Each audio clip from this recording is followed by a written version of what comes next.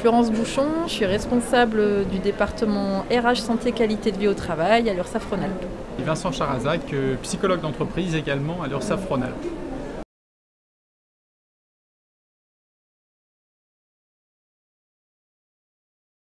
Les dispositifs à l'URSSAF Rhône-Alpes sont multiples. On a déjà une politique large et ambitieuse en termes de santé, de qualité de vie au travail. Déjà au niveau du suivi de la santé au travail, on veille vraiment à aménager les postes lorsque cela est nécessaire, à adapter les postes, mais aussi à agir en prévention sur notamment quand on a des nouveaux espaces de travail, des nouveaux environnements de travail à aménager. On agit vraiment en transversalité à la fois avec nos services internes, moyens généraux, etc. et également avec les services de santé au travail auxquels nous adhérons et notamment les ergonomes pour aller plus loin dans le choix des sièges, des mobiliers par exemple. Également, on a une politique d'emploi de personnes en situation de handicap. Donc on a un enjeu également au niveau de notre DOETH, mais aussi on expérimente des dispositifs tels que ESATOR les murs pour trouver des ressources non pérennes, mais qui peuvent le devenir, parce que c'est l'exemple à l'URSSAF, puisqu'on a un salarié qui sort du milieu protégé et qui est embauché dans nos services. Donc c'est vraiment une belle réussite. Et puis en termes de QVT, on a vraiment des sujets très transverses qui sont portés à la fois côté RH, mais également côté RSO. Et des enjeux sur la déconnexion, sur la promotion des gestes qui sauvent, sur la lutte contre la sédentarité également, le développement de nouveaux modes de transport, etc. Comme l'entreprise URSSAF Rhône-Alpes est une entreprise de service, naturellement elle est exposée à un risque professionnel dominant que sont les risques psychosociaux. Alors les psychologues d'entreprise en déploient les 3 niveaux de prévention classiques. En matière de prévention tertiaire, nous avons la possibilité offerte à tout salarié d'avoir un suivi psychologique sur le temps de travail en toute confidentialité dans les locaux de l'entreprise, assuré par les 2 psychologues. On a également la possibilité de mettre en œuvre des cellules de prise en charge post-traumatique si des incidents graves devaient survenir dans l'entreprise. Et puis on a un dispositif de médiation interpersonnelle au travail. En matière de prévention secondaire, tous les managers ont l'obligation de suivre 2 jours de formation à la prévention des risques psychosociaux. Et globalement, on sensibilise l'ensemble des 1750 collaborateurs à l'enjeu de la prévention de la discrimination, du harcèlement moral et du harcèlement sexuel. On a également des campagnes de prévention autour de grandes questions, de grands enjeux psychosociaux. Par exemple, dans quelques jours, la question de l'addiction au travail. Et enfin, on a également des dispositifs de prévention primaire, essentiellement les diagnostics préventifs au sens de l'ANACT, également un dispositif d'accompagnement spécifique aux managers pour pouvoir renforcer leur posture, répondre à des questions professionnelles qui se poseraient dans leur pratique. Et puis en matière de prévention primaire, nous avons également des dispositifs d'espace de discussion sur le travail et des dispositifs de co-développement managérial.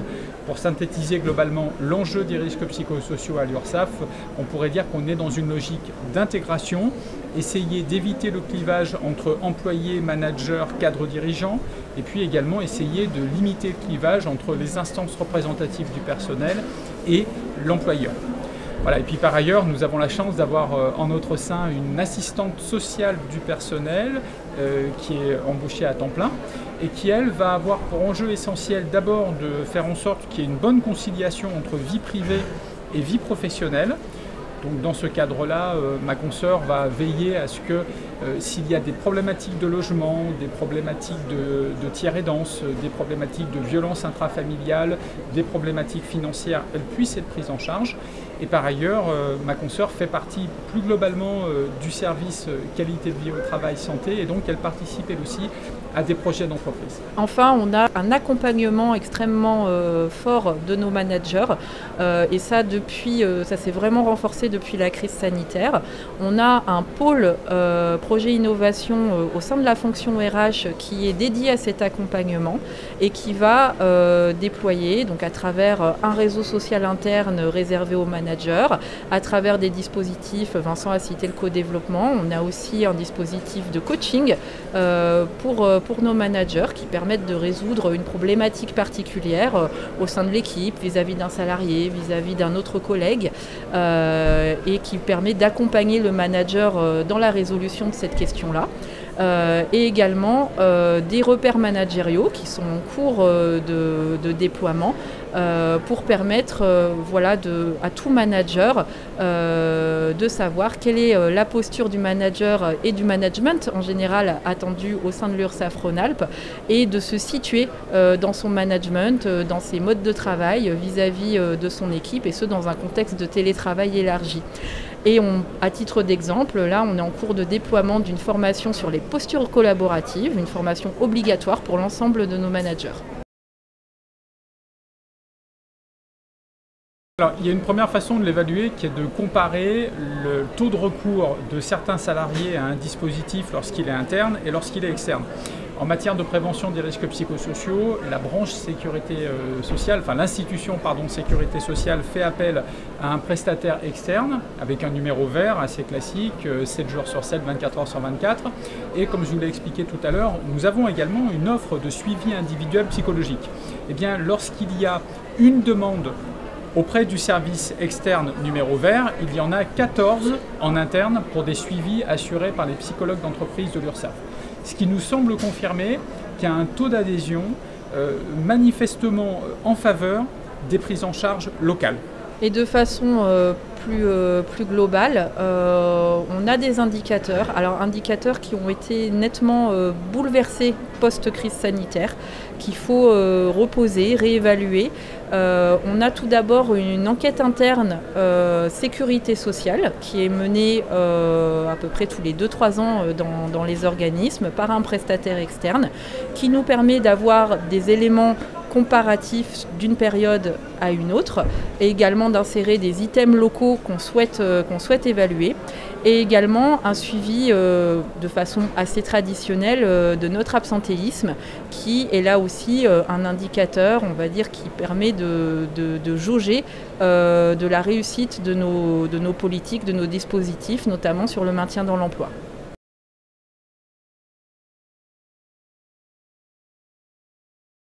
Alors pour ma part, le premier conseil, ça serait de viser sur du moyen, long terme. On n'a pas de baguette magique, on n'a pas de politique miracle. Les artifices, ça fonctionne sur un court temps, mais ça ne fonctionne pas sur du long terme.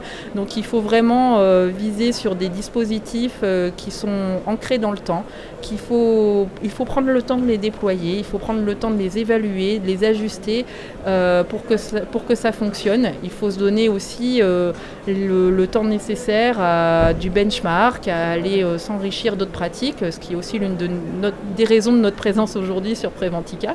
Et il faut vraiment viser au long cours dans un monde où on a l'impression pour autant que le temps s'accélère, il faut se donner ce temps-là. Pour ma part, en tant que psychologue, étant donné que le premier facteur de risque psychosocial dans notre entreprise est le trouble relationnel, parmi l'ensemble des risques psychosociaux, ce qui prédomine chez nous, c'est donc les conflits entre professionnels dans les équipes. Le conseil que je donnerais, c'est de ne pas penser que le temps fera son œuvre et que le temps va naturellement permettre aux conflits de se dissiper. Je pense au contraire, si dans votre institution il y a une prédominance des conflits de personnes, il faut les faire émerger, il faut en parler et il faut essayer de les traiter. Enfin, peut-être un dernier conseil, ce serait d'établir des protocoles clairs.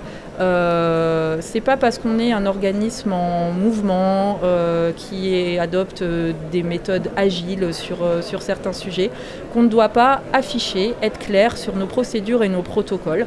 Par exemple sur des situations de suspicion, de harcèlement, de discrimination.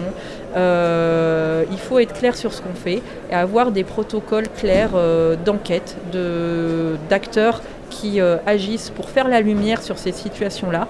Et dans notre cas, ça permet de voir que dans 99% des cas, l'alerte n'est pas fondée.